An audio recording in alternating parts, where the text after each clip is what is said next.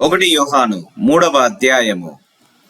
మనము దేవుని పిల్లలమని పిలువబడునట్లు తండ్రి మనకెట్టి ప్రేమను అనుగ్రహించెనో చూడుడి. మనము దేవుని పిల్లలమే. ఈ హేతువు చేత లోకము మనలను ఎరుగదు. ఎలాయనగా అది ఆయనను ఎరుగలేదు. ప్రియులారా, ఇప్పుడు మనము దేవుని పిల్లలమై ఉన్నాము.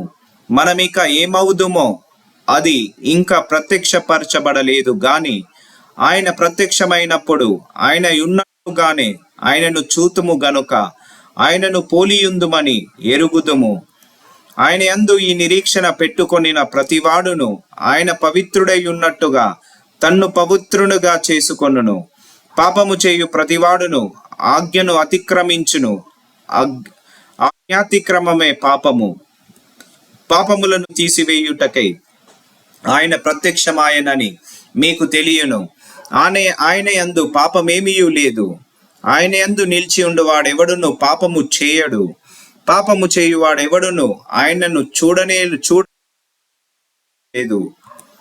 చిన్నపిల్లలారా, ఎవరిని మిమ్మును మోసపరచనీయకుడి.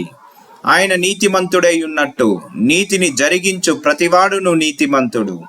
అపవాది మొదట నుండి పాపము చేయుచున్నాడు గనుక పాపము చేయువాడు అపవాది సంబంధి. అపవాది యొక్క క్రియలను లయపరచుటకే దేవుని కుమారుడు ప్రత్యక్షమాయెను. దేవుని మూలముగా పుట్టిన ప్రతి వానిలో ఆయన బీజము నిలుచును గనుక వాడు పాపము చేయడు. వాడు దేవుని మూలముగా పుట్టిన వాడు గనుక పాపము చేయజాలడు. దీనిని బట్టి దేవుని పిల్లలెవరో అపవాది పిల్లలెవరో తేటపడును. నీతిని జరిగించని ప్రతివాడును తన సహోదరుని ప్రేమింపని ప్రతివాడును దేవుని సంబంధులు కారు. మనమొకరినొకడు ప్రేమింపవలననినది మొదట నుండి మీరు వినిన వర్తమానమే గదా. మనము కయీను వంటి వారమై ఉండరాదు. వాడు దుష్టుని సంబంధి అయి తన సహోదరుని చంపెను. వాడతనిని ఎందుకు చంపెను? తన క్రియలు చెడ్డవియు తన సహోదరుని క్రియలు నీతి గలవినై ఉండెను గనుకనే గదా. సహోదరులారా, లోకము మిమ్మును ద్వేషించిన ఎడల ఆశ్చర్యపడకుడి.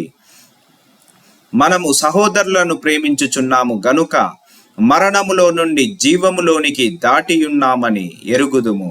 ప్రేమ లేనివాడు మరణమందు నిలిచి ఉన్నాడు. తన సహోదరుని ద్వేషించువాడు నరహంతకుడు. ఏ నరహంతకుని అందును నిత్య జీవముండదని మీరెరుగుదురు. ఆయన మన నిమిత్తము తన ప్రాణము పెట్టెను గనుక దీని వలన ప్రేమ ఎట్టిదని తెలుసుకొనుచున్నాము. మనము కూడా సహోదరుల నిమిత్తము మన ప్రాణములను పెట్టబద్దలమై ఉన్నాము. ఈ లోకపు జీవనోపాధి గలవాడనై ఉండి తన సహోదరునికి లేమి కలుగుట చూచియు అతని ఎడల ఎంత మాత్రమును కనికరము చూపని వానియందు దేవుని ప్రేమ ఎలాగు నిలుచును? చిన్నపిల్లలారా, మాటతోను నాలుకతోను కాక క్రియతోను సత్యముతోను ప్రేమింతుము. ఇందువలన మనము సత్య సంబంధులమని ఎరుగుదుము. దేవుడు మన హృదయము కంటే అధికుడై సమస్తమును ఎరిగి ఉన్నాడు గనుక మన హృదయము ఏ ఏ విషయములలో మన యందు దోషారోపణ చేయునో ఆయా విషయములలో ఆయన ఎదుట మన హృదయములను సమ్మతిపరచుకొందుము. ప్రియులారా, మన హృదయము మన యందు దోషారోపణ చేయని ఎడల దేవుని ఎదుట ధైర్యము గలవారమగుదుము. మరియు మనం ఆయన ఆజ్ఞలను గైకొనుచు ఆయన దృష్టికి ఇష్టమైనవి చేయుచున్నాము గనుక మనమేమి అడిగినను అది ఆయన వలన మనకు దొరుకును. ఆయన ఆజ్ఞ ఏమనగా, ఆయన కుమారుడైన యేసుక్రీస్తు నామమును నమ్ముకొని ఆయన మనకు ఆజ్ఞనిచ్చిన ప్రకారముగా ఒకనికొకడు ప్రేమింపవలననిదని.